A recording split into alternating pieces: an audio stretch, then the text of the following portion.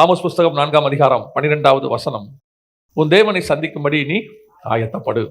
Global warming 1.5 degree நம்ம தாண்டிட்டோம், world wide தாண்டிட்டோம். எதுக்கு சொல்றேன்னா, அதாவது 2 பேதுரு 3ஆம் அதிகாரம் 9-10 வசனங்கள்லாம் நம்ம கண்களுக்கு முன்பாக துல்லியமா நடக்குது. அவங்களே சொல்றாங்க, எமர்ஜென்சி அலர்ட் கொள்ள போயிட்டோமா, நம்ம எப்போ வேணாலும் எது வேணாலும் நடக்கும் என்று அவர்கள் சொல்லுகிறார்கள்.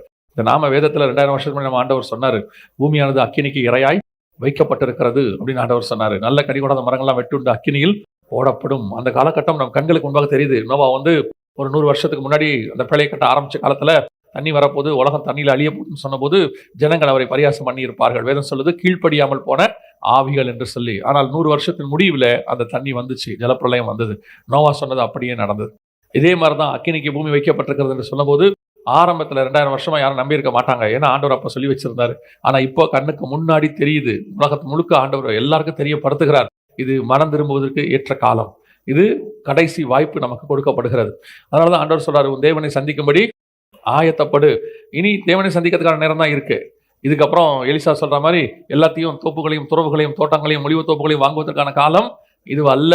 நோவா காலத்துல என்ன பண்ணாங்களா, ஜனங்களாம் புசித்தார்கள், குடித்தார்கள், பெண் கொண்டார்கள், பெண் எடுத்துக்கொண்டு அவர்கள் உணராதிருந்தார்கள் இருக்கு. லோத்து காலத்துல எப்படி இருந்துச்சா, நட்டார்கள், அவர்கள் என்ன செஞ்சாங்களா, சாப்பிட்டார்கள், அவங்களும் பெண் கொடுத்து பெண் எடுத்து புசித்து குடித்தாங்களாம். ஸோ மக்கள் வந்து இப்போ அந்த இடத்துல தான் இருக்கிறாங்க. ஆனால் சபை அங்கே இருக்கக்கூடாது. சபை இருக்க வேண்டியது கர்த்தரை சந்திக்கும்படி. சபை இன்னும் பின்னாடியே போயிட்டு இருக்குது, உலகத்துக்கு பின்னாடி போயிட்டே இருக்கிறது. தேவனை சந்திக்கிற இடத்துக்கு சபை ஆயத்தமாக மாட்டேங்குது. சபை இன்னும் ஆசீர்வாத மையமாகவே இருக்குது. இன்னும் வீடு வாங்கணும், இன்னும் வந்து லேண்ட் வாங்கணும், அதை வாங்கணும், இதை வாங்கணும், இந்த தாட் மைண்டில் ஓடிட்டே இருக்குது சபைக்கு. தேவனை சந்திக்கிற இடத்துல சபை இல்லை. இப்போ இதுக்கு முன்னாடி 2 முறை ஆண்டவர் வந்திருக்கிறார். 2 முறை ஆண்டவர் வந்திருக்கிறார். முதலாவது வாசிங்க, ஆதியாகமத்தின் புஸ்தகம் 3ஆம் அதிகாரம் 8வது வசனத்தை வாசிங்க. பகலில் குளிர்ச்சியான வேளையிலே தோட்டத்தில் உலாவுகிற தேவனாகிய கர்த்தருடைய சத்தத்தை அவர்கள் கேட்டார்கள். அப்பொழுது ஆதாமும் அவன் மனைவியும் தேவனாகிய கர்த்தருடைய சந்நிதிக்கு விலகி தோட்டத்தின் விருட்சங்களுக்குள்ளே ஒளித்துக் கொண்டார்கள். இது முதலாவது ஆண்டவர் வருகிறதான ஒரு காலம். அடுத்த வசனம், அப்பொழுது தேவனாகிய கர்த்தர் ஆதாமை கூப்பிட்டு, நீ எங்கே இருக்கிறாய் என்றார்.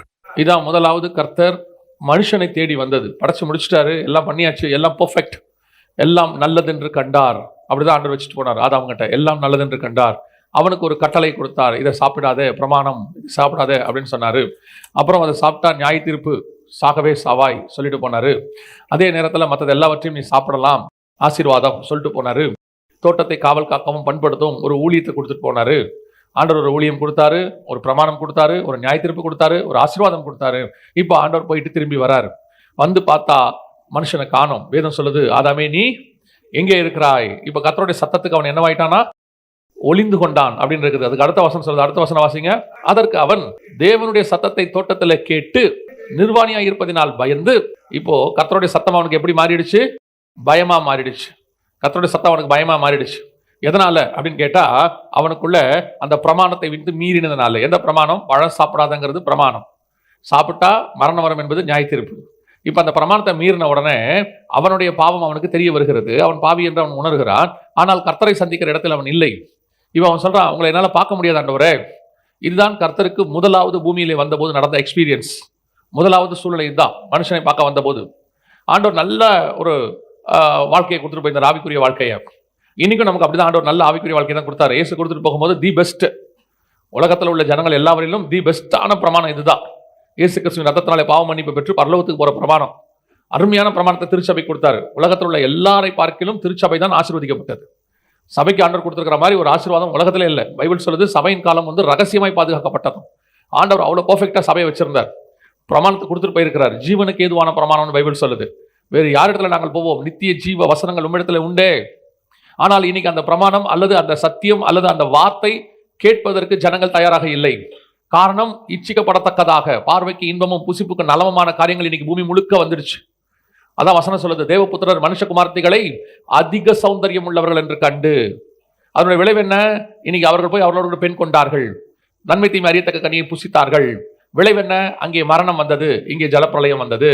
ஆண்டவர் சொல்றார், என் ஆவி மனுஷனோடு கூட போராடுவதில்லை. ஆண்டவர் எவ்வளவு சத்தியத்தை கொடுத்தாலும், அற்புதமான சத்தியத்தை கொடுத்தாலும், இன்னைக்கு ஒரு கூட்டம் ஒளிந்து கொள்ளுகிறது. வேதாகமத்திலிருந்து அவங்க போய் தங்களை மறைச்சு கொள்றாங்க. அவங்களுக்கு சத்தியம் அவங்களுக்கு வந்து இப்போ பயங்கரமாக கஷ்டமாக இருக்கிறது கேட்கறதுக்கு. இயேசு வராருன்னு கேட்கறதே கஷ்டமாயி போச்சு இன்னைக்கு. பாருங்களேன், நான் சொல்றேன், பைபிள்ல இருக்கிற எல்லா வாக்கு தத்தமும் எல்லா நாளும் நமக்கு உண்டு. எதை வேணாலும் என்னைக்கு வேணாலும் நீங்க எடுத்துக்கலாம். 1ஆம் தேதி தான் எடுக்கணும்னு அவசியமே இல்லை. அத்தனை வாக்குத்தத்தம் நமக்கு தான் ஆண்டவர் கொடுத்திருக்கிறார். ஆனால் இந்த வாக்குத்தத்தத்தை மட்டுமே பிடித்துக்கொண்டு சத்தியத்துக்கு விலகி ஓடுகிற ஒரு கூட்டம் போய் மறைஞ்சுக்குது. ஆண்டவருக்கு பார்க்க முடியல. அப்படிப்பட்ட சத்தங்கள் சபையில கேட்டாலும் கேட்க மாட்டேங்குது. இன்னைக்கு ஒரு கூட்டம் சபையை விட்டு போகுது. ஏன் போகுதுன்னு கேட்டா சத்தியத்துக்கு நிக்க முடியாம போகுது. சத்தியத்தை காம்ப்ரமைஸ் ஆகி நீங்க போகக்கூடாதுன்னு சொல்லி உங்களை காம்ப்ரமைஸ் பண்ணி நீங்க என்ன வேணாலும் பண்ணலாம்னு சொல்லி சபையில வச்சு எங்களுக்கும் பிரயோஜனம் இல்லை, உங்களுக்கும் பிரயோஜனம் இல்லை. படிக்காத பையனை சரி நீ படிக்க வேணாம் தம்பி, நல்லா விளையாடு, சாப்பிட்டு ஜாலியா படுத்து தூங்கணும் கிளாஸ் ரூம்ல வச்சிருக்கிறதுல எதுக்கு? ஸ்கூலுக்கு என்ன பிரயோஜனம்? ஸ்கூலுக்கு என்ன பிரயோஜனம்? அவன் வந்து பாஸ் பண்ண தானே ஸ்கூலுக்கு வந்தாங்க. இன்னைக்கு சபை அப்படிப்பட்ட இடத்துல தான் இருக்கிறது. அநேக சபைகள் சத்தியத்தை சொல்லி பாருங்க, ஒரு கூட்டத்துக்கு அப்படியே கசக்குது, ஓடி ஒளியுது. தேவரீர் தோட்டத்தில் உலாவுகிற சத்தத்தை கேட்டு நான் பயந்து. ஏன் அந்த சத்தம் பயமா இருக்குது? ஒரு இடத்துல சத்தம் துணிகரமா மாறுது. சத்தத்தை கேட்ட உடனே ஒரு துணிகரம். எனக்கு ரொம்ப ஆச்சரியமா இருந்துச்சு. எங்க காலகட்டத்தில் உள்ளதுக்கும் இந்த காலகட்டத்தில் உள்ளதுக்கு சபையும் பார்க்கும்போது சத்தியம் என்னைக்குமே மாறவே இல்லை. சபையில 2000 வருஷமா மாறவே இல்லை. அன்னைக்கு ஊழியக்காரங்க கிருபையா நல்ல சத்தியத்தை சத்தியமா போதிச்சாங்க. இன்னைக்கும் ஒரு சில சபைகள் அப்படித்தான் போதிக்கிறது. ஆனா சபை கேட்கிற இடத்துல இருக்குதா? அதான் இன்னைக்கு பிரச்சனை. திருப்பியும் சொல்றேன், சத்தியத்திலே நிலை நில்லுங்கள். கர்த்தருடைய சத்தத்துக்கு செவி கொடுங்கள். ஓடி ஒளியாதீங்க. நிர்வாணமா இருந்தா அந்த நிர்வாணத்தை என்ன பண்ணணும்னு ஆண்டவர்ட்ட வந்து கேட்கணும். ஆண்டவரே நான் நிர்வாணியா இருக்கிறேன். நான் எனக்கு இந்த ஆதாம்ல இருந்து ஆபிரகாம் வரைக்கும் ஒரு விஷயத்தை பார்த்தபோது ரொம்ப ஆச்சரியமா இருந்துச்சு. என்னன்னு கேட்டா, ஒருத்தர் கூட ஆண்டவர்ட்ட மன்னிப்பு கேட்க மாட்டாங்க. ஆதாமும் மன்னிப்பு கேட்க மாட்டாரு, ஏவாளும் மன்னிப்பு கேட்க மாட்டாங்க, காயினும் மன்னிப்பு கேட்க மாட்டாரு. காயின் சந்ததியில லாமேக்குன்னு ஒருத்தர் இருப்பான், அவனும் மன்னிப்பு கேட்க மாட்டான். ஜனங்க மன்னிப்பு கேட்டாங்கன்னே இருக்காது. வசனம் சொல்லுது பூமியானது கொடுமையினால் நிறைந்திருந்தது. அப்ப ஜனங்களுக்கு அந்த உணர்வு இல்லை. கர்த்தருடைய சத்தத்துக்கு ஒரு பீரியட்ல அந்த சத்தத்தை கேட்டு பயந்த கூட்டம் ஒரு பீரியட்ல அந்த சத்தத்துக்கு செவி கொடுக்க முடியாம இடத்துக்கு போயிருச்சு. இதான் துணிகிறோம். மனசாட்சியில் சூடு உண்டவர்கள் இருக்கு. நான் இன்னும் மனுஷனை பிரியப்படுத்துறவனா இருந்தால் தேவனுக்கு ஊழியக்காரன் அல்லவே. அதான் பைபிள் சொல்லுது. இன்னைக்கு கர்த்தருடைய சத்தம் கொஞ்சம் கடினமா தான் இருக்கும். யோசிச்சு பாருங்க, நம்ம பல நேரங்கள் என்ன நினைக்கிறோம்? கர்த்தர் மெல்லிய சத்தத்துல பேசணும்னு நினைக்கிறோம். எலியா மாதிரி ஆண்டவர் கூப்பிடுறாரு, எலியாவே 1 ராஜாக்கள் 19 எலியாவே எனக்கு முன்பாக வந்து நில்லு அப்படின்னு சொல்றார். வசனம் சொல்லுது, கண்மலையை பிடக்கத்தக்கதான காற்று, பூமி அதிர்ச்சி, பட்சிக்கிற அக்கினி எல்லாம் வருது. இந்த சத்தம் எதுவுமே எலியாவுக்கு பிடிக்கல, பயமா இருக்கு. ஆதாம் பயந்து ஒளிஞ்சுக்கிட்ட மாதிரி எலியா எங்க ஒளிஞ்சுக்கிட்டாரு? கெபிக்குள்ள ஒளிஞ்சுக்கிட்டாரு. ஆதாம் அதுக்கு முன்னாடி கர்த்தருக்கு முன்பாக நிற்கிற மனுஷன், எலியா கர்த்தருக்கு முன்பாக நிற்கிற மனுஷன். இங்க ஆதாமுக்கு என்ன வந்துருச்சு? பாவம் வந்துருச்சு. இங்க எலியாவுக்கு என்ன வந்துருச்சு? பயம் வந்துருச்சு. இவனும் பயந்தான், அவனும் பயந்தான். அவனும் ஒளிஞ்சுக்கிட்டான், இவனும் ஒளிஞ்சுக்கிட்டான். அவன் எங்க ஒளிஞ்சுக்கிட்டான்? தோட்டத்துக்குள்ள உள்ள விருட்சங்களுக்கு இல்ல, இவர் கெபிக்குள்ள போய் ஒளிஞ்சுக்கிட்டாரு. இங்கேயும் ஆதாமே நீ எங்கே இருக்கிறாரு, எலியாவே வெளியே வாழ்றாரு. இங்கேயும் ரெண்டும் ஒரே விஷயம் தான், கான்செப்ட் தான். ஆனா மனுஷனுடைய அந்த சுபாவம் என்ன? கர்த்தருடைய சத்தத்துக்கு பயம். எப்ப அந்த பயம் வருது? பாவம் செய்யும் போது அந்த பயம் வருது. அந்த காரியம் உனக்குள்ள வரும்போது பயம் வருது. அந்த பாவம் செஞ்சு அந்த சத்தத்துக்கு உனக்கு பயம் வரலன்னா நீ மனசாட்சியில் சூடுன்னா மாறிட்ட. ஒருவேளை அந்த சத்தம் கேட்டு நீ பாவம் செய்யாம இருந்தீனா உனக்கு பயம் வராது, உனக்குள்ள ஒரு சந்தோஷம் வரும். கர்த்தாவே நீர் இதுல இருந்து என்னை விடுதலை ஆக்கி இருக்கிறீர், அந்த சந்தோஷம் வரும். இந்த 3 கேட்டகரி மக்கள் தான் இருக்கணும். ஒண்ணு, அந்த சத்தத்தை கேட்டு பயந்து ஓடி வந்து மன்னிப்பு கேட்கிற கூட்டமா இருக்கணும். இல்லையா துணிகரமா அந்த சத்தத்தை கேட்டு கவலைப்படாத ஒரு கூட்டம். என்ன சொன்னாலும் சவுல் காதுல ஏறாது. திருப்பி திருப்பி சுயநீதி பேசிக்கிட்டே இருப்பான் சவுல். சவுல்ட்ட பாத்தீங்கன்னா, ஏன்டா ஆடு அடிச்ச, ஏன் ஆடு மாடெல்லாம் வச்ச? ஜனங்கள் வச்சு கொண்டு வந்தாங்க. எதுக்கு வச்ச? பலிக்காக வச்ச. ஏன்டா அதுக்குள்ளே பலி செலுத்தின? இல்ல ஜனங்கள்லாம் போறாங்க அதனால பலி செலுத்த. அந்த சுயநீதியை சொல்லிட்டே இருப்பான் பாருங்க கடைசி வரைக்கும். தன் பக்கத்தில் உள்ளதான நியாயம் நியாயம் நியாயம் பேசிட்டே இருப்பான். அக்செப்டன்ஸே இருக்காது, அக்செப்டன்ஸே இருக்காது. பாருங்க, இப்ப தாவீது கிட்ட வந்து நாத்தான் தீர்க்கதரிசி சொல்லும் பொழுது தாவீது எத்தனையோ காரியத்தை சொல்லி இருக்கலாம். எவ்வளவு யார் மேல வேணா பழிய போட்டிருக்கலாம். ஒரே வார்த்தை சொன்னா, நானே அந்த மனுஷன், அவ்வளவுதான், ஐ எம் தட் பர்சன், வேலை முடிஞ்சுச்சு. இன்னைக்கு போய் மறைந்து கொள்ளுகிற கூட்டம். சொன்னா உடனே எதுக்காது அதுக்கு ஒரு காரியம். ஆதாமாவது பரவாயில்ல, வசனம் சொல்லுது தேவரீர் தோட்டத்தில் உலாவுகிற சத்தத்தை கேட்டு பயந்துட்டு ஆண்டவரேன்ட்டா. இங்க பயப்படுற கூட்டம் கூட இல்லை. இப்ப ஒரு கூட்டம் பயமே இல்லை. கர்த்தர் மேல என்ன இல்லை, இப்ப பயமே கிடையாது. அதனாலதான் வேதம் சொல்லுது, நோவா பயபக்தி உள்ளவனாகி. ஆண்டவர் எதுக்கு ஒரு கூட்டத்தை கொண்டு வந்தாராம் தெரியுமா? ஒரு கூட்டத்தை தனக்குன்னு கர்த்தர் எதுக்கு மனுஷனை உண்டாக்குனாராம் தெரியுமா? மல்கியாவின் புஸ்தகம் 2ஆம் அதிகாரம் 15வது வசனம் வாசிங்க. அவர் ஒருவனை அல்லவா படைத்தார், ஆவி அவரிடத்தில் பரிபூர்ணமாக இருந்தது, பின்ன ஏன் ஒருவனை படைத்தார்? தேவ பக்தி உள்ள சந்ததி. அவருக்கு தேவை என்ன வேணும்? தேவ பக்தி, பயபக்தி உள்ள சந்ததி. அதான் வேணும் ஆண்டவருக்கு. கிறிஸ்டியன்ஸ் வேண்டாம். God doesn't want Christians. கர்த்தருக்கு ரிலீஜியஸ் பீப்புள் வேண்டாம். சடங்காச்சாரமான மக்கள் தேவையே கிடையாது. ஆண்டவருக்கு யார் தேவை தெரியுமா? பயபக்தி உள்ளவனாகி தேவ பக்தி உள்ள ஒரு சந்ததி தான் கர்த்தருக்கு தேவை. ஒரு விஷயத்தை சொன்னா அந்த சத்தத்துக்கு கீழ்ப்படுகிற சுபாவம் குறைஞ்சிக்கிட்டே போகுது சர்ச்சுக்கு. அந்த லவதோக்கியான்னு ஒரு வார்த்தை இருக்கு பார்த்தீங்களா, 7வது சபை லவதோக்கியான்னு இருக்குதுல்ல. லவதோக்கியான்னு என்ன அர்த்தம் தெரியுமா? லவதோக்கியானா என்ன அர்த்தம்? பீப்புள்ஸ் லிபர்ட்டி, மக்களின் உரிமை அப்படின்னு அர்த்தம். கிரேக்க வார்த்தைக்கு ஒவ்வொன்றுத்துக்கும் ஒரு அர்த்தம் இருக்குல்ல. எபேசு விரும்பப்படத்தக்க, சிமிர்னா வெள்ளை போலம் அபிஷேக எண்ணெய் அப்படின்னு சொல்றோம் இல்லையா. அந்த அந்த மாதிரி ஒவ்வொன்றுத்துக்கும் ஒரு அர்த்தம் இருக்கு. அதுல லவதோக்கியா அப்படின்னு கேட்டீங்கன்னு சொன்னா மக்களின் உரிமை அப்படின்னு இருக்கு, பீப்புள்ஸ் லிபர்ட்டி. அது இன்னைக்கு சபைக்குள்ள இருக்குது. மக்கள், உலகத்தின் மக்கள் உரிமைக்கு போராடுறாங்க. சபைக்குள்ள என்ன உரிமை இருக்குது? சபைக்குள்ள எதுக்கு இந்த விதமான ஒரு ரிபல்லியன் ஸ்பிரிட்? சபைக்குள்ள ஒரு ரிபல்லியன் ஸ்பிரிட் இருக்கு.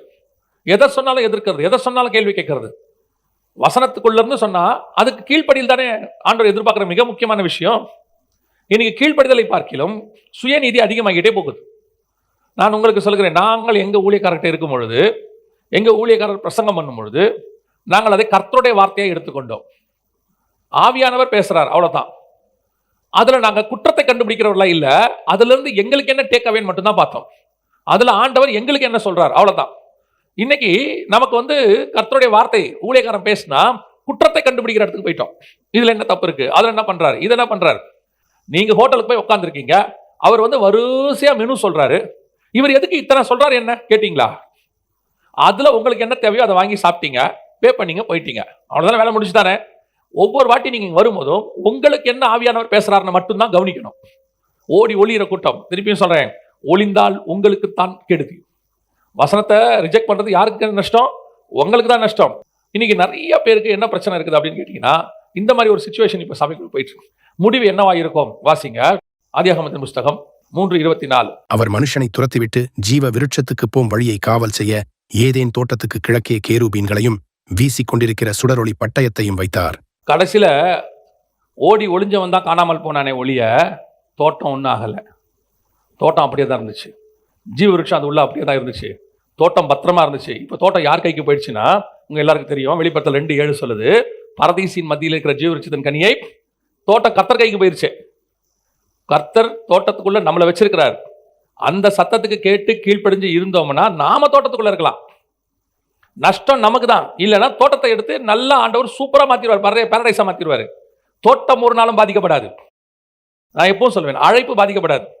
இந்த ஊழியத்துக்கு வந்த புதுசுல சத்தியத்தை பேச சொல்லி ஆண்டவர் சொல்லும் போது, அப்போ ஒரு முதல் மீட்டிங் அப்பதான் பேசி முடிச்ச உடனே ஒரு பெரிய பணக்காரர் என்கிட்ட சொன்னார், தம்பி இந்த மாதிரிலாம் பேசினீங்கன்னு வச்சுக்கோங்களேன், ஒரு பையில உங்களுக்கு ஆஃபரிங் கொடுக்க மாட்டான், ஊழியம் பாதிக்கப்படும், அட்ஜஸ்ட் பண்ணி போகணும், அப்படியே காம்ப்ரமைஸ் பண்ணி போங்க, இல்லைன்னா ரொம்ப கஷ்டம். இதே வார்த்தையை சொன்னார், இல்லைன்னா ரொம்ப கஷ்டம் தம்பி அப்படின்னு சொல்லி இப்படி தோல் மேலே கை போட்டு அட்வைஸ் பண்ணார். அப்பா அவருக்கு ஒரு 60 வயசு இருக்கும், எனக்கு அப்போ ஒரு 30 வயசு தான் ஆகுது. தோல் மேலே கை போட்டு அப்படி சொல்லிட்டே போனார். ஆவியானவர் எனக்கு சொன்னது, அவன் பேச்சை கேட்காத, அவன் பேச்சை கேட்காத. நீ இங்கே ஊழியத்துக்கு வந்தது அந்த வேலையை விட்டுட்டு இங்கே பழப்பு நடத்த இல்லை, அங்கே சம்பாதிக்கிறத விட்டுட்டு இங்கே சம்பாதிக்க இல்லை, அங்கே எதெல்லாம் விட்டோமோ இங்கே வாங்குறதுக்கு அல்ல, நான் சொல்றத ஜனங்களுக்கு சொல்றதுக்கு தான் உன்னை கூப்பிட்டேன்னு சொன்னார். அவ்வளோதான் ஆண்டவர் சொன்னது. இப்போவும் நான் உங்களுக்கு சொல்றேன், தைரியமா சொல்வேன், கர்த்தருடைய சமூகத்திலிருந்து சொல்வேன், கர்த்தர் ஒரு நாளும் என்னை கைவிடவே இல்லை. இந்த நிமிஷம் வரைக்கும் நான் தைரியமா சொல்வேன். நம்ம வேலை என்ன? கர்த்தர் சொல்ற சத்தியத்தை பேசுவது, கர்த்தருடைய நாவாக இருப்பது, அவருடைய சத்தத்தை துணிப்பது. அதுக்கு பிடிக்குது பிடிக்கலன்றது அவங்க இஷ்டம், அது அவங்களுக்கும் தேவனுக்கும் உள்ளது. நான் எப்பவும் சொல்வேன், சத்தியத்துக்கு நிக்க முடியாம ஒருத்தர் சர்ச்சை விட்டு போனா அது எங்க பிரச்சனையே கிடையாது. எங்க மேல கோவப்பட்டுக்கிட்டு போனா அது எங்க பிரச்சனை. அதாவது தனிப்பட்ட முறையில் எங்களை ஏதோ பிடிக்கல அப்படின்னா நாங்கள் கூப்பிட்டு உட்காந்து பேசலாம், எதனால் ஆச்சு என்ன ஆச்சு அப்படின்னு உட்காந்து பேசலாம். நன்றாய் கவனித்துக் கொள்ளுங்கள், கர்த்தருடைய சத்தம் வரும்போது பயந்து ஒளியிற கூட்டமாக இருக்கக்கூடாது. நீங்க போய் ஆண்டவர்கிட்ட போய் சரண்டர் ஆயிடணும். ஆமா ஆண்டவரே, நான் பாவம் செஞ்சுட்டேன், ஆமா ஆண்டவரே இந்த விஷயத்துல எனக்கு கொஞ்சம் பலவீனமா இருக்குது, என் சைடு என் நீதி அப்படின்னு நீங்க பேச ஆரம்பிச்சிட்டீங்க, காணாம போயிடுவீங்க. ஏன் தெரியுமா? என் நீதி எப்பொழுதுமே அவருக்கு முன்பாக அழுக்கான கந்தையாக இருக்கிறது.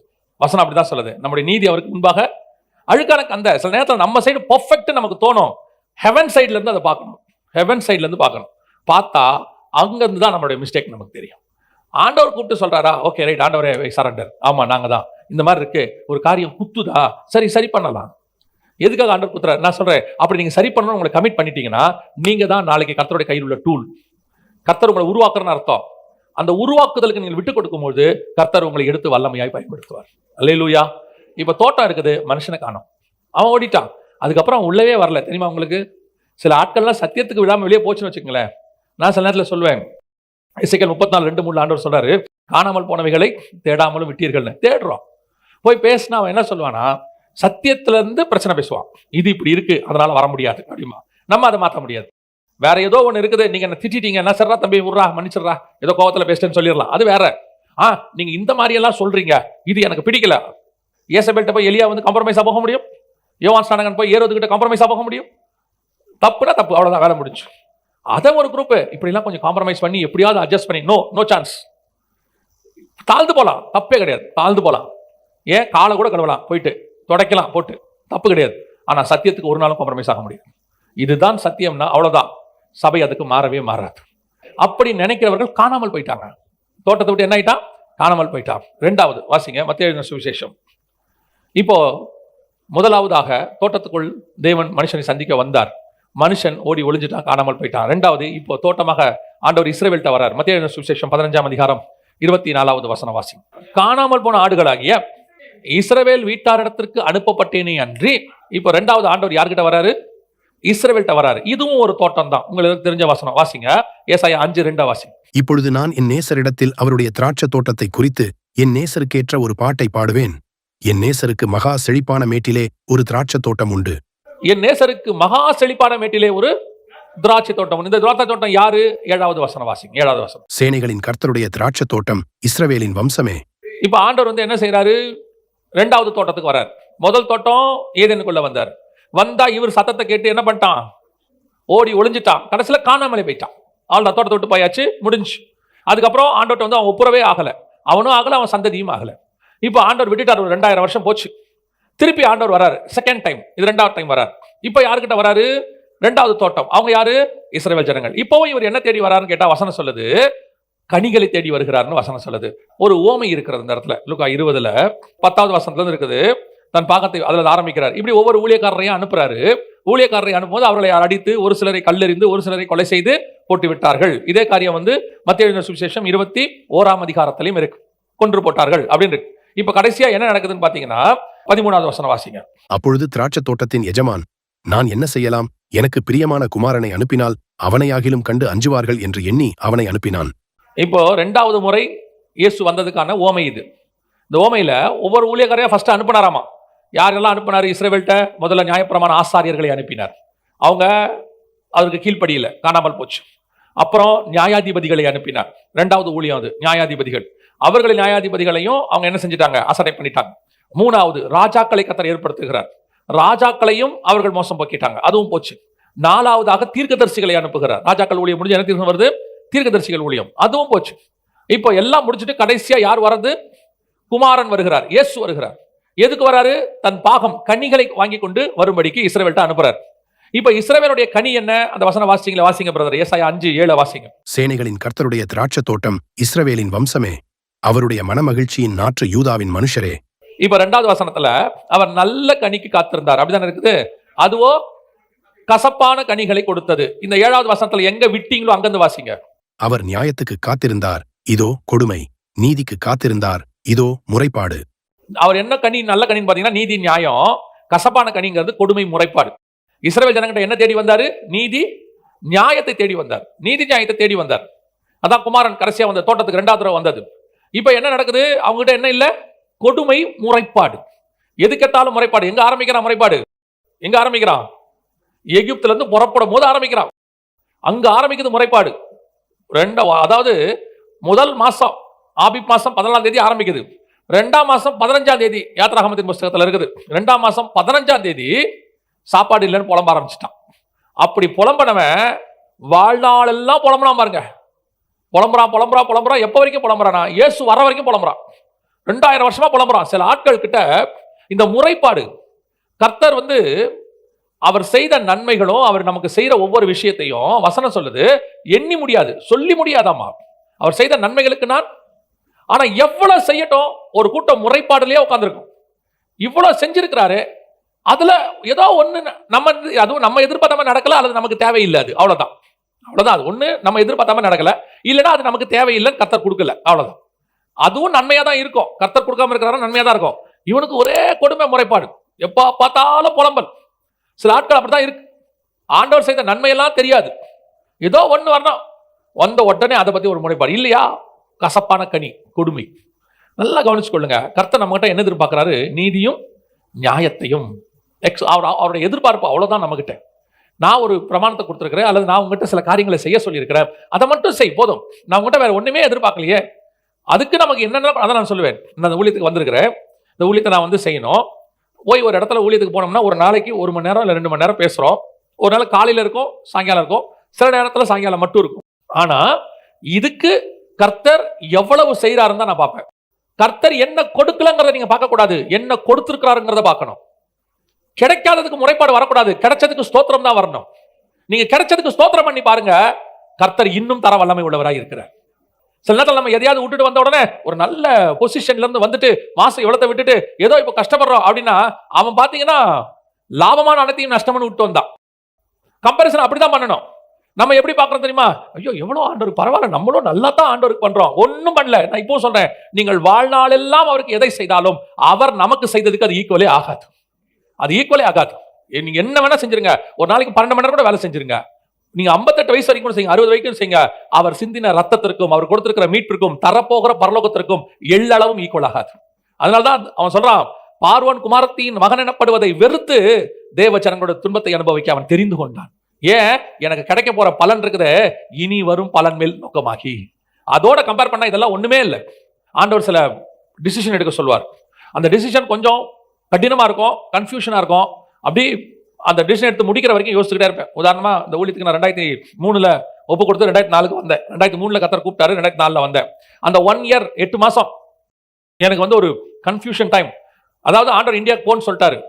ஆனா நடக்கிற சம்பவங்கள்ல எல்லாருமே என்ன வந்து போக வேணாம், அங்க போய் என்ன பண்ணணும், அல்லது அங்கேயும் போங்க இங்கேயும் இருங்க, நிறைய கன்ஃபியூஷன். ஒவ்வொரு நாளும் எனக்கு குழப்பிக்கிட்டே இருப்பாங்க, அல்லது நான் குழம்புவேன், அவங்க இல்லாட்டி நான் குழம்புவேன். உண்மைதானா, போய் என்ன பண்ண போறோம், திருமணமாகி ஒரு மகன் இருந்தா என்ன செய்ய போறோம், ஏதோ பண்ண போறோம், இப்படி ஒரு கன்ஃபியூஷன் இருந்துட்டே இருக்கும். ஆவியானவர் சொல்லிட்டே இருப்பார், நீ போ போயிட்டே அது சொல்லுவேன். கடைசியில அந்த டிசிஷன் எடுக்க ஆவியானவர் உதவி செய்தார். நான் இந்த வரைக்கும் சொல்லுவேன், வந்து 21 வருஷம் ஆயிடுச்சு, ஒரு நாள் கூட ஏன்டா இந்த ஊழியத்துக்கு வந்து நான் யோசிச்சதே கிடையாது, நான் எடுத்த டிசிஷன் கரெக்ட்னு இன்னை வரைக்கும் கர்த்தர் எனக்கு நிரூபிச்சுட்டே இருக்கு. ஆனா அந்த 8 மாசம் ஒரு கன்ஃபியூஷன் இருந்தது பாருங்க. அதோட இப்ப இதோட கம்பேர் பண்ண அது ஒண்ணுமே கிடையாது. நான் என்ன சொல்லுவேன், அங்க ஒரு வெளிநாட்டுல வேலை பார்த்துட்டு இருந்தேன், அதை விட்டுட்டு வந்தேன். அந்த சாட்சியை நான் பெரும்பாலும் சொல்றது இல்லை. ஏன்னா நான் விட்டுட்டு வந்தேங்கிறதா பேரு, அதை விட 1000 மடங்கு கர்த்தரை நீங்க பத்திரமாய் பார்த்துக் கொள்ளுகிறேன். நல்ல வேலை விட்டேன்றேன். இப்ப நான் விடாம இருந்தா நான் தான் மாட்டியிருப்பேன். நஷ்டம் எனக்கு தான், அவருக்கு இல்ல. எனக்கு பதிலாக இன்னொருத்தனை யூஸ் பண்ணிட்டு போயிட்டே இருந்திருப்பாரு. வந்து அங்க அன்னைக்கு உள்ள நிலைமைக்கு நான் சொல்றேன், ஒரு 70,000 ரூபாய் சம்பளம் கிடைச்சிச்சு. 2003 சொல்றேன், 70,000 சேலரி. அன்னைக்கு உள்ள நிலைமைக்கு நான் சொல்லுவேன், அந்த 70,000 நான் பார்த்திருந்தா இன்னைக்கு எனக்கு கிடைச்சிருக்கிற ஊழியத்தில் கிடைச்சிருக்க ஆத்துமாக்கள், இந்த ஊழியங்கள், இந்த காரியங்கள்லாம் பார்க்கும்போது அது 1% கூட கிடையாது. நான் இப்போ அதை தான் பெருசா அந்த 70,000 வச்சு என் குடும்பத்தை நடத்தியிருப்பேன், என் பிள்ளைகளை கொண்டு போய் வச்சிருப்பேன். சொல்ல முடியாது, இப்போ நான் இருந்த ஊர்லயே வேலையில எல்லாம் இங்கே வந்துட்டு இருக்காங்க தெரியும், அது நடந்திருக்கும். ஆனால் அதை விட்டது என் நன்மைக்காக தானே ஒழிய என் தியாகம்னு அதுல ஒண்ணுமே கிடையாது. நம்ம வேணா சொல்லிக்கலாம் சாட்சியில, ஆண்டவருக்காக ஒரு நாள் அதை நான் விட்டேன். ஆண்டவர் சொன்னாரு, விட்டெல்லாம் செத்த, நான் உன்னை முன்னாடியே கூட்டு வந்துட்டேன். விடாம இருந்ததா என்ன ஆயிருக்கும், யோனா மாதிரி மீன் வைக்குள்ள போய் ஏதாவது பிரச்சனையாகி வந்திருப்போம். அப்படி சொல்லாம இப்ப கொஞ்சம் கௌரவமா சொல்றோம், ஆண்டவருக்காக விட்டு வந்தோம், இல்லைன்னா அடிச்சு குடிச்சு வந்தோம், அப்படிதான் சொல்ல வேண்டி வந்திருக்கும். அதான் சொல்றேன், சில நேரத்தில் ஆண்டவர் டிசிஷன் எடுக்க சொல்லும் போது நாம் இருக்கிறத விட அது பார்க்கறதுக்கு நமக்கு தெரியாது. ஆனா அவர் வச்சிருக்கிறதான ரிசல்ட் இருக்குல்ல, அது இது எல்லாத்த விட 1000 மடங்கு பெருசா இருக்கும். அப்ப நாம விட்டதை பெருசா நினைக்க கூடாது, கிடைக்கிறத பெருசா நினைக்கணும். அதைத்தான் மோசே சொல்றாரு, இனி வரும் பலன் மேல் நோக்கமாகி நான் பார்வோன் குமாரத்தின் மகன் நான் சொல்லி இதை விடுறதுக்கு நான் ரெடியாக இருக்கிறேன். பல நேரங்களிலே இதுதான் நடந்துகிட்டு இருக்கு. ஆண்டவர் உங்ககிட்ட எங்கிட்டையும் கனிகளை எதிர்பார்க்கிறார். நம்ம என்ன பண்றோம், முறைப்பாடு, ஐயோ இதுக்கு அங்கேயே இருந்திருக்கலாமே, இதுக்கு அதை பண்ணிருக்கலாமே. பல நேரங்களில் நம்ம எடுக்கிற டிசிஷன் திருப்பி யாருக்கும் ஆண்டவர் சொல்றாரு, பல நேரம் நீங்கள் எடுக்கிற டிசிஷன் இன்னைக்கு இப்போ பார்க்கறதுக்கு அற்பமாக இருக்கும், ஆனால் முடிவு சம்பூர்ணமாக இருக்கும். நீங்க ஒரு நாள் ஆண்டவர்கிட்ட சந்தோஷப்படுவீங்க, நல்ல வேளை ஆண்டவரை நான் அந்த டிசிஷன் எடுத்தேன், என்னை எடுக்க வச்சிங்க, இல்லைன்னா நான் என்ன ஆயிருப்பேன். கௌரவமா ஆண்டவர் கொண்டு வந்து வச்சிருக்கோம். அல்லேலூயா. அந்த கனிகளை எதிர்பார்த்தார். இவன் என்ன பண்ணிட்டான் தெரியுமா, இவனால கனி கொடுக்க முடியல, கொடுமை முறைப்பாடு. கடைசியில் என்ன பண்ணிட்டானா, வாசிங்க லூக்கா எழுதின சுவிசேஷம் 20ஆம் அதிகாரம் 16வது வசனம் வாசிங்க. அவன் வந்து அந்த தோட்டக்காரரை என்ன நடந்துருமா, முடிவு என்னவா இருக்கும், சங்கரிச்சு தோட்டக்காரரை க்ளோஸ் பண்ணிடுவானா. இதுல கொடுமை என்னன்னா, போன தடவை ஃபர்ஸ்ட் டைம் வந்தபோது அவர் என்ன பண்ணிட்டாரு, அவனை துரத்திட்டாரு, தோட்டத்தை வச்சுக்கிட்டாரு. இந்த தடவை தோட்டத்தை என்ன பண்ணிட்டாரு, தோட்டக்காரனை சங்கரித்து. மத்தேயு சுவிசேஷம் 21ஆம் அதிகாரம் 40வது வசனம். அப்படி இருக்க திராட்சைத் தோட்டத்தின் எஜமான் வரும்போது அந்த தோட்டக்காரரை என்ன செய்வான் என்று கேட்டார். அதற்கு அவர்கள், அந்த கொடியரை கொடுமையாய் அழித்து ஏற்ற காலங்களில் தனக்கு கனிகளை கொடுக்கத்தக்க வேறே தோட்டக்காரரிடத்தில் திராட்சைத் தோட்டத்தை குத்தகையாக கொடுப்பான் என்றார்கள். இப்போ உங்ககிட்ட இருக்கிறத எடுத்து என்ன செஞ்சிருவாராம்? வேற ஒருத்தங்கிட்ட கொடுத்துருவாராம். தோட்டக்காரர் அதை எடுத்து வேற ஒருத்தர் குத்தகையில் கொடுப்பான். ஆனா லூக்கால அப்படி சொன்ன உடனே அவங்க என்ன சொல்றாங்க பாருங்க. அப்படி சொன்ன உடனே 20ஆம் அதிகாரம் 16வது வசனம். அவன் வந்து அந்த தோட்டக்காரரை சங்கரித்து திராட்சைத் தோட்டத்தை வேறு தோட்டக்காரரிடத்தில் கொடுப்பான் அல்லவா என்றார். அவர்கள் அதை கேட்டு, அப்படியாகாதிருப்பதாக என்றார்கள். அவங்க சொல்றாங்க, இல்ல அப்படிலாம் வேணாம், கனியும் கொடுக்க மாட்டான், தோட்டத்தையும் யார்ட்டையும் கொடுக்க கூடாது, அப்படி ஆகாதிருப்பதாக. ஆனால் அப்படி ஆயிற்று. நான் சொல்றேன், அப்படி ஆயிற்று. எப்படிங்க ஆயிற்றுங்கிறீங்க? இஸ்ரவேல் ஆண்டவர் தோட்டத்தை கொடுத்தாரு, கனிகளை எதிர்பார்த்தாரு, அவர் வந்தாரு, அவர் தோட்டத்துக்கு புறம்பே தள்ளி என்ன பண்ணிட்டாம? குமாரனை கொலை செய்தான் இருக்கு அந்த இடத்துல. எபிரேயர் நிருபத்தில் நீங்கள் வாசிக்கும் போது 13ஆம் அதிகாரம் 12வது வசனத்துல அவர் நகரத்துக்கு புறம்பே என்ன செய்யப்பட்டார்? கொலை செய்யப்பட்டார். இப்போ நடந்துருச்சு. ஆனா வசனம் சொல்லுது, அதை எடுத்து வேற ஒருத்தர் கையில் கொடுப்பான். அவங்க சொல்றாங்க, அப்படிலாம் ஆகாதிருப்பதாக. ஆனா ஆயிடுச்சு. அவர் எடுத்து இன்னொருத்தர் கையில கொடுத்துட்டாரு. அந்த இன்னொருத்தர் வேற யாரும் இல்ல, நம்ம தான் அந்த இன்னொருத்தர். இஸ்ரவேல் எடுத்து யார்கிட்ட கொடுத்துட்டாரு? நம்ம கிட்ட கொடுத்துட்டாரு. புறஜாதியாகிய நம்ம கிட்ட கொடுத்துட்டாரு. பவுல் எழுதுறாரு, இந்த தேவ ஆராதனைகளும் வாக்கு தத்தங்களும் நம்முடைய மூத்த சகோதரராகிய இஸ்ரவேலுக்கு உரியதே, அந்த ஒலிவ மரத்தில் விட்ட வைக்கப்பட்ட காட்டு ஒலிவ மரம் இப்ப நம்ம கிட்ட கொடுத்துருக்கிறார். நல்லா கவனிச்சுக்கொள்ளுங்க, இதான் இருக்கிறதுல டேஞ்சர். ஃபர்ஸ்ட் வந்தபோது என்ன பண்ணாரு? அவன் தப்பு பண்ணா, துரத்திட்டாரு, தோட்டத்தை வச்சுட்டாரு, திரும்பி வரதுக்கு வாய்ப்பு இருந்துச்சு. ஆனா இந்த தடவை வசனம் சொல்லுது, தோட்டத்தை எடுத்து வேறே தோட்டக்காரர் இடத்தில் கொடுப்பான். உங்ககிட்ட என்கிட்ட இருக்கிற அழைப்பு, உங்ககிட்ட என்கிட்ட இருக்கிற கர்த்தருடைய தரிசனம், உங்க மேலே என் மேலே கர்த்தர் வச்சிருக்கிற வாக்குத்தத்தம், அது பிரத்யேகமானது, ஸ்பெஷல். அது நமக்கு ஆண்டவர் ரொம்ப விசேஷமா வச்சிருக்கிறார். அதை நம்ம செய்யலன்னு வச்சுக்கோங்களேன், அதை எடுத்து அப்படியே இன்னொருத்தர் கையில கொடுப்பார். நம்ம கண்ணுக்கு முன்னாடி அது நடக்கும். அதுதான் இருக்கிறதுலே கொடுமை. நான் எப்பவும் சொல்லுவேன், ஆண்டவர் உங்களை ஒரு வேலை சொல்ல சொன்னாரா, ஒரு காரியத்தை விட சொல்றாரா, ஒரு காரியத்தை செய்ய சொல்றாரா, தைரியமா செய்யுங்க. அது உங்களுக்குரியது. வான்னு சொன்னா வாங்க, செய்யன்னு சொன்னா செய்யுங்க, போன்னு சொன்னா போங்க, அவ்வளவுதான். அது ஒரு நாளும் நீங்கள் பெறப்போகிற ஆசீர்வாதத்துக்கு நீங்கள் விட்டது ஈடே ஆகாது. பல மடங்கு அதிகம் தருவார். தைரியமா வனாந்தரத்துல கால் வைங்க, தைரியமா செங்கடல நடங்க. ஆண்டவர் சொல்லிட்டாரா, தைரியமா போங்க, எரிகோ போங்க, ஒன்னும் பிரச்சனை ஆகாது. முடிவு சம்பூர்ணம். இல்ல முடியாது, வாய்ப்பு இல்ல அப்படின்னு நீங்க சொல்லிட்டீங்கன்னா, இந்த சான்ஸை எடுத்து அப்படியே இன்னொரு ஆளுக்கு கொடுத்துருவார். அந்த வசனம் அப்படிதான் சொல்லுது, அதை எடுத்து இன்னொருத்தர் கையில் கொடுப்பார் அல்லவா. அவங்க சொல்றாங்க, அப்படி ஆகாது இருப்பதாக. ஆயிடுச்சு, நம்ம கைக்கு வந்துருச்சு. நான் இந்த உதாரணத்தை ஏற்கனவே சொல்லியிருக்கிறேன், ஆனா இந்த இடத்துக்கு ஆப்டா இருக்கும். உங்களுக்கு தெரிஞ்ச உதாரணம் தான். நிலாவுக்கு 3 பேர் போனாங்கல்ல, போனாங்க தானே. போகும்போது முதல்ல யார் அங்க போனது? முதல்ல கால் வச்சு ஆள் யாரு? Neil Armstrong. நம்ம எல்லாருக்கும் தெரியும் தானே. 2வது 3வது யார் இறங்கினது? 1-2 பேருக்கு தெரிஞ்சிருக்கலாம். பெரும்பாலும் உலகத்துக்கு தெரியாது 2வது யாரு 3வது யாருன்னு. ஆனா யார் பேர் ஞாபகத்தில் இருக்கு? நீல் ஆம்ஸ்ட்ராங் பேர் ஞாபகத்தில் இருக்கு. அவர் தான் ஃபர்ஸ்ட் நிலாவில் கால் வச்சவர். ஆனா உண்மை தெரியுமா, நிலாவில் ஃபர்ஸ்ட் இறங்க வேண்டியது நீல் ஆம்ஸ்ட்ராங்கே கிடையாது. இந்த 2வது 3வது ஒருத்தர் இறங்கினார்ல, அவர் தான் ஃபர்ஸ்ட் போக வேண்டியவர். போய் அந்த அப்பல்லோ வந்து இறங்கிருச்சு. இப்போ கமெண்ட் பண்றாங்க, இறங்குங்க. அவர் பேர் சொல்றாங்க, எனக்கு கூட அவர் ஞாபகத்தில் இருக்கு, என்னமோ பேர் அவர் பேர், இறங்குங்க அப்படின்னு சொல்றாங்க. அவர் ஒரு 3 செகண்ட்ஸ் யோசிக்கிறாரு. ஏன்னா நிலாவில் ஃபர்ஸ்ட் டைம் என்ன செய்ய போறோம்? கால் வைக்க போறோம். அது எப்படி இருக்குன்னு தெரியாது, மண் புதரா என்னன்னு தெரியாது. ஏன்னா அவங்க எக்ஸ்பெக்ட் பண்ணி போனலாம் நிறைய விஷயங்கள். அதனால அவர் யோசிக்கிறாரு. அந்த 5 செகண்ட் அவர் யோசிச்ச உடனே கமெண்ட் மாறுது. அங்கிருந்து சொல்றாங்க கீழே இருந்து, நீல் ஆம்ஸ்ட்ராங் இப்ப நீங்க போங்க அப்படின்றாங்க. இவர் யோசிக்காம கீழே இறங்கிட்டார். ஃபர்ஸ்ட் இறங்கிட்டாரு. இன்னைய வரைக்கும் அவர் பேர் தான் நிக்குது. அந்த கர்த்தர் கொடுத்த அழைப்பு ஃபர்ஸ்ட் வர வேண்டியது அவர் தான். கொஞ்சம் யோசிச்சாரு பார்த்தீங்களா, அது ஆட்டோமேட்டிக்காக என்னவாயிடுச்சு, வேற ஒருத்தருக்கு தாண்டி போச்சு. ஒரு உலகத்தின் மனுஷனே 5 செகண்ட் தான் வெயிட் பண்றான்னா, கர்த்தரை பத்தி யோசிச்சு பாருங்க. உங்களுக்கும் எனக்கும் தாயின் கருவில் உருவாக்கும் போதே கர்த்தர் இதை சூஸ் பண்ணியிருக்கிறார். ஏதோ இன்னைக்கு நேற்றுலாம் கொடுத்ததெல்லாம் கிடையாது. அங்க உருவாக்கும் போதே நம்மளை அப்படிதான் கொண்டாந்துருக்கிறார். அப்ப இங்க வந்த நமக்கு கர்த்தர் ஒரு பிளானோட தான் கொண்டாந்தாரு ஸ்பிரிச்சுவல் லைஃப்குள்ள. அதை உங்களை என்னையும் செய்ய சொல்றதுக்கு நீங்களும் நானும் என்னமோ நம்ம கிட்ட இருக்கிறது மேன்மை மாதிரியும், பார்வன் குமாரத்தின் மகன் மாதிரியும் அவனே விட்டுட்டா. நம்ம ஒன்றும் அந்த அளவெல்லாம் இல்லை. ஒரு வேலை, ஒரு மாசம் ஆனா ஒரு சம்பளம் என்ன ஆகும், விட்டுட்டா சம்பளம் என்ன ஆகும். இன்னைக்கு ஒரு குரூப் இருக்கு, ஆண்டவருக்கு வர்றதுக்கு அவ்வளவு யோசனை, ஒப்பு கொடுக்கறதுக்கு அவ்வளவு யோசனை, இறங்கிறதுக்கு அவ்வளவு யோசனை. ஆண்டவர் சொல்றாரு, எடுத்து இன்னொருத்தவங்க கொடுத்துட்டு போயிட்டே இருப்பாரு. என்ன இருக்கட்டும். அதாவது நீங்க கோடி சொல்ற கர்த்தர் வைப்பார்னே சொல்லல, நான் இப்படியே சொல்றேன், உங்களை வனாந்தரத்துல நடத்துறாருன்னே இருக்கட்டுமே. ஏன் நடக்க மாட்டீங்க ஆண்டவருக்காக? ஏன் நடங்கல? உங்களுக்காக சிலுவை ஏத்து பரலோகத்தை கொடுத்து ஆசீர்வாதத்தை கொடுத்து பரிசுத்தாவியை கொடுத்து இவ்வளவு செய்யற ஆண்டவருக்கு பசியா இருந்தால் தான் என்ன தப்பு? வெளிநாட்டுக்கு வேலைக்கு போனீங்கன்னா முதல் ஒரு மாசம் வேலை கிடைக்காட்டி என்ன பண்ண போறோம்? என்ன கிடைக்க போறோம்? போய் பாருங்க, எத்தனை பேர் ஒட்டகம் வைக்கிறான், எவ்வளவு கஷ்டப்படுறாரு ஒரு குடும்பத்தை காப்பாத்துறதுக்கு.